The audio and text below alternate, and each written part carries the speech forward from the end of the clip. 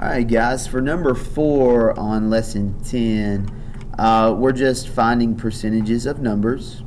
And when we're finding percent of numbers, that means we just have to multiply their decimal version by the number that you're trying to find the percent of. And it will tell you what that portion is equivalent to. So let's convert all of these percentages to their decimal form by simply moving the decimal 2 places to the left. Okay. If you're not very good at visualizing that and getting this number, okay, I've had a lot of practice with it, so I'm pretty good at that. Then let me show you a little trick on the calculator. You can just take the decimal in percent form and divide it by 100, and it will move that decimal in the correct place for you. You see how I get the same number that I did in my head mentally. So you can do that. You know that it's going to get multiplied by, that answer is going to get multiplied by 25 to find this answer. So there's our answer for the first one. We just got to multiply 0.038 times 25, and it gives us the answer of 95 hundredths. So 95 hundredths is for the first one there. All right, let's do the second one. We've got 0.2% times 50.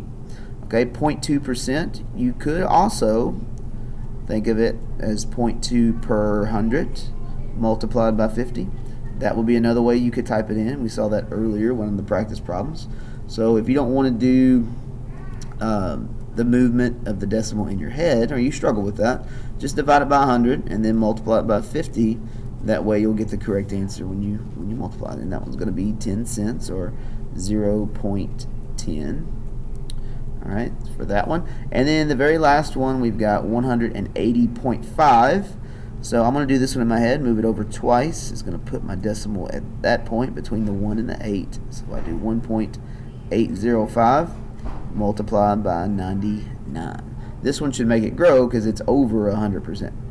So let's look and see what happens. We get 1.805 and we multiply by 99, and we get the answer of 178,695. 178,695. And there we go.